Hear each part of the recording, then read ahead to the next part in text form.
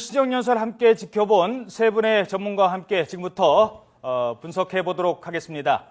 먼저 한국정치아카데미 김만흠 원장님 나오셨습니다. 안녕하십니까? 네, 안녕하세요. 네. 그리고 임방글 변호사님 나오셨습니다. 안녕하세요. 네. 자, 그리고 정미경 변호사님 나오셨습니다. 네, 안녕하세요.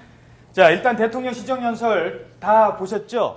네, 방송 준비하느라고 많이는 못 보셨을 것 같은데 먼저 김만흠 원장님께 질문 드리죠. 오늘 시정연설의 핵심 내용은 뭐라고 생각하십니까? 핵심 내용은 역시 정치적인 쟁점이었다고 봐집니다. 기본 원칙은 이제 예산안과 기금 운영 관련해서 입장을 표명하는 거였고, 올해 또 지난 9개월 동안 대통령 취임 기간 동안 성취를 얘기했겠죠. 해외 순방 여러 군데 대해서 이제 성과를 얘기했는데, 역시 관심은 지금 국회 협조를 구하는 것이었기 때문에요. 특히 협조라고 얘기하면은 여당은 당연한 거니까 야당과 지금 갈등 관계에 있는데 이걸 계기로 어떻게 풀어나갈 것인가 이런 점이었는데요. 야당이 보기에 한 80% 정도는 의견이 돼 있어서 완전히 거부할 수도 없고 그렇다고 완전히 만족스러운 것도 아니고 해가지고 지금 어떤 반응을 보일까 내부적으로 좀 의견 조율을 거치고 있는 시간이 아닌가 그렇게 생각이 됩니다. 예. 자, 임방글 변호사님께서 보서는 어떻게 좀 국민들이 지금 기대하는 게 있지 않습니까? 지금 이렇게 꽉 막혔는데 대통령의 한마디가 풀어줄 수도 있고 더 막히게 할 수도 있고 기대한 수준이었는지요? 저는 박근혜 대통령이 할 수 있는 최대한의 방법을 해서 가장 자기의 그 입장을 가장 많이 반영한 게 아닌가. 그러니까 예를 들면 우리가 어떻게 특히 정치 현안에 대해서 어떻게 나올 것인가 많이 예상을 했었잖아요. 예. 근데 여야가 합의하면 그걸 존중하겠다라는 거는 그 박근혜 대통령의 그 원래 성격에서 비춰봤을 때 가장 많이 그러니까 앞으로 나아간 방향이 아닌가 이렇게 봤습니다. 좀 더 그러니까 좀 전국이 조금 그 경색된 전국이 좀 풀어지지 않을까 예상을 해봅니다. 풀릴 것으로 기대하신다. 예, 알겠습니다. 저도 좀 그렇게 기대를 해보겠는데 어떻게 정 변호사님께서는 보시면 제일 핵심 현안은 아무래도 현안 중에서도 뭐 특검이라든가 투기 관련된 이 대선 개입 의혹 사건 아니겠습니까? 거기에 대해서는 어떻게 보셨습니까?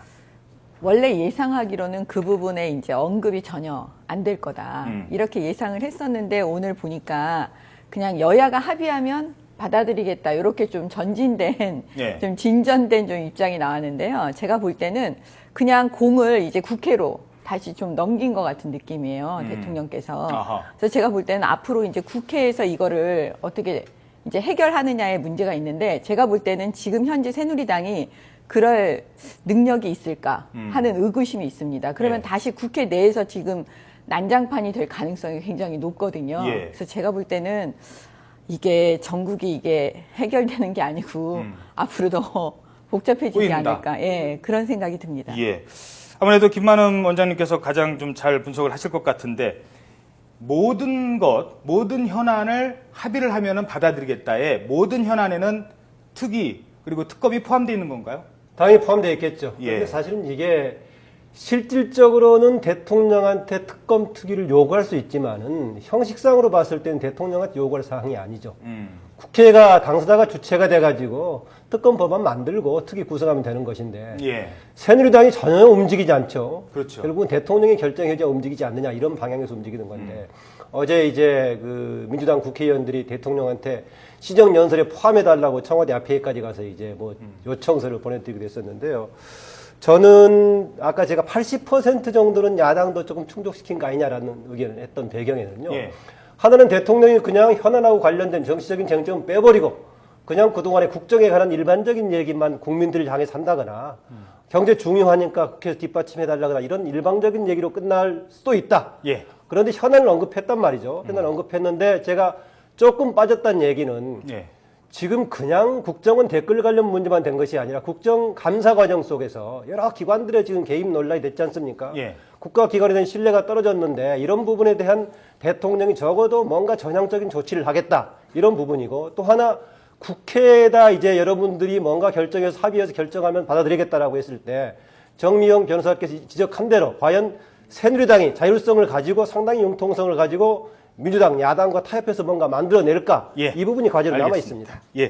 자, 그러면 오늘 여야 이제 의원들 반응은 잠시 뒤에 알아보겠습니다만 대통령이 시정연설을 벌써 이제 세 번째 이제 하기 위해서 첫 번째 시정연설입니다만 그를 이제 3번 방문하지 않았습니까? 그 대통령의 방문이 또 의미가 있었을 텐데 국민들 입장, 또 국민들 시각에서 봤을 때는 대통령의 시정연설이 좀 어떻게 반응을 좀 불러일으킬까요? 어떻게 보셨습니까?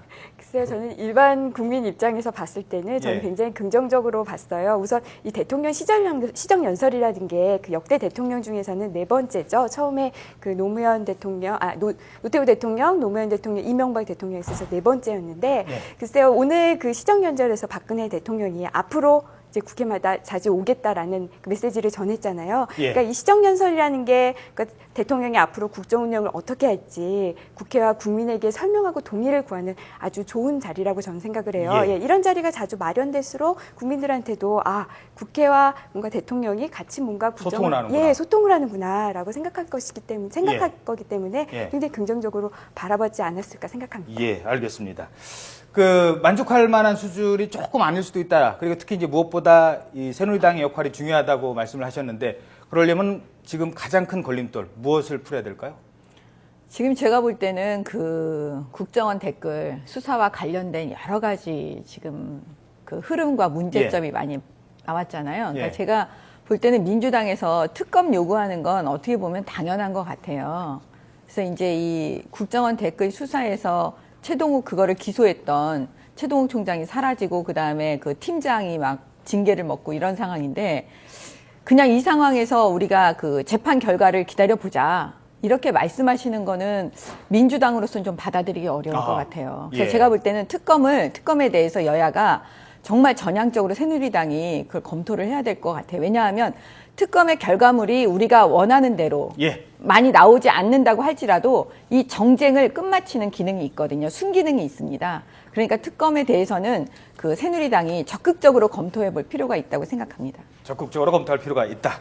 알겠습니다. 일단 연설 내용은 여기서 정리를 좀 하고 가도록 하죠. 자, 대치정국 속에 이뤄진 박근혜 대통령의 이 첫 번째 시정 연설. 대통령은 원칙과 절차 다시 한번 강조했습니다.